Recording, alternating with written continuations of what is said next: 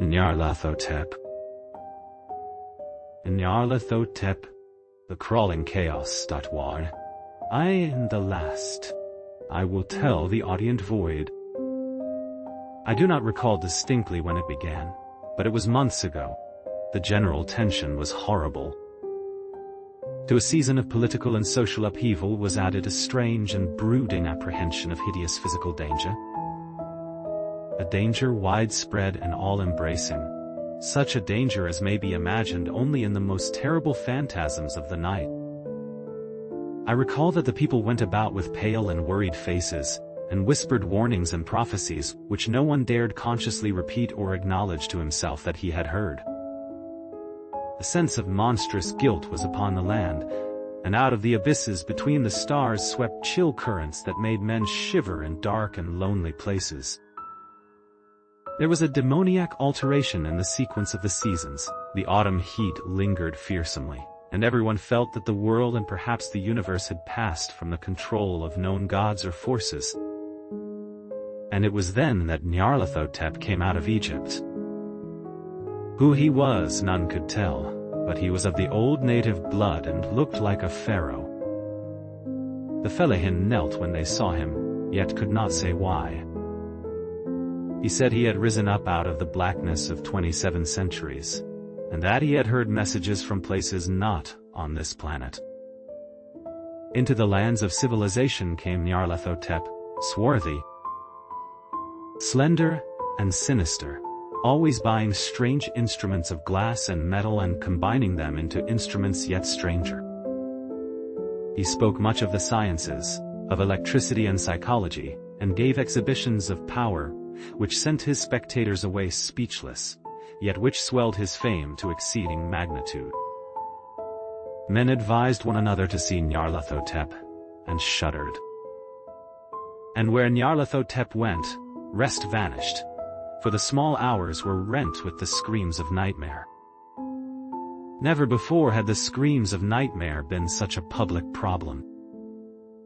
Now the wise men almost wished they could forbid sleep in the small hours, that the shrieks of cities might less horribly disturb the pale pitying moon, as it glimmered on green waters gliding under bridges, and old steeples crumbling against a sickly sky. I remember when Nyarlathotep came to my city, the great, the old, the terrible city of unnumbered crimes. My friend had told me of him, and of the impelling fascination and allurement of his revelations, and I burned with eagerness to explore his uttermost mysteries. My friend said they were horrible and impressive beyond my most fevered imaginings. That what was thrown on a screen in the darkened room prophesied things none but Nyarlathotep dared prophesy, and that in the sputter of his sparks there was taken from men that which had never been taken before, yet which showed only in the eyes. And I heard it hinted abroad that those who knew Nyarlathotep looked on sights which others saw not. It was in the hot autumn that I went through the night with the restless crowds to see Nyarlathotep. Through the stifling night and up the endless stairs into the choking room.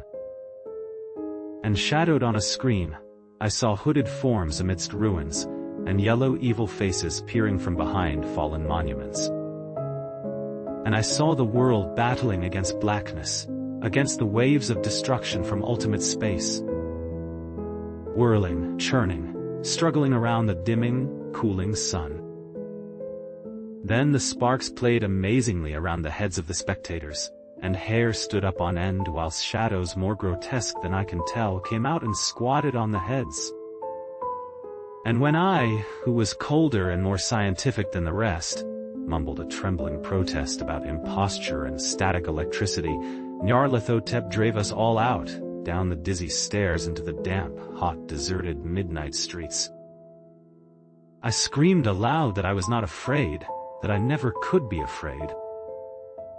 And others screamed with me for solace.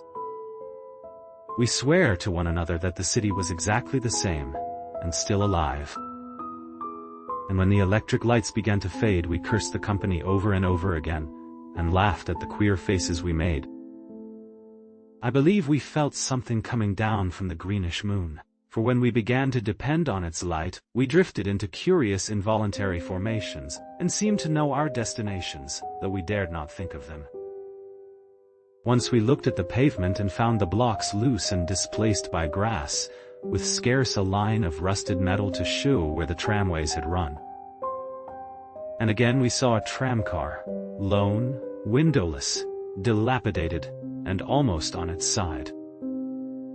When we gazed around the horizon, we could not find the third tower by the river, and noticed that the silhouette of the second tower was ragged at the top. Then we split up into narrow columns, each of which seemed drawn in a different direction. One disappeared in a narrow alley to the left, leaving only the echo of a shocking moan. Another filed down a weed-choked subway entrance, howling with a laughter that was mad. My own column was sucked toward the open country, and presently felt a chill which was not of the hot autumn. For as we stalked out on the dark moor, we beheld around us the hellish moon glitter of evil snows. Trackless, inexplicable snows, swept asunder in one direction only, where lay a gulf all the blacker for its glittering walls. The column seemed very thin indeed as it plodded dreamily into the gulf. I lingered behind, for the black rift in the green-litten snow was frightful. And I thought I had heard the reverberations of a disquieting wail as my companions vanished. But my power to linger was slight. As if beckoned by those who had gone before, I half floated between the titanic snowdrifts, quivering and afraid, into the sightless vortex of the unimaginable. Screamingly sentient, dumbly delirious, only the gods that were can tell. A sickened, sensitive shadow writhing in hands that are not hands, and whirled blindly past ghastly midnights of rotting creation, corpses of dead worlds with sores that were cities, charnel winds that brush the pallid stars and make them flicker low. Beyond the worlds vague ghosts of monstrous things.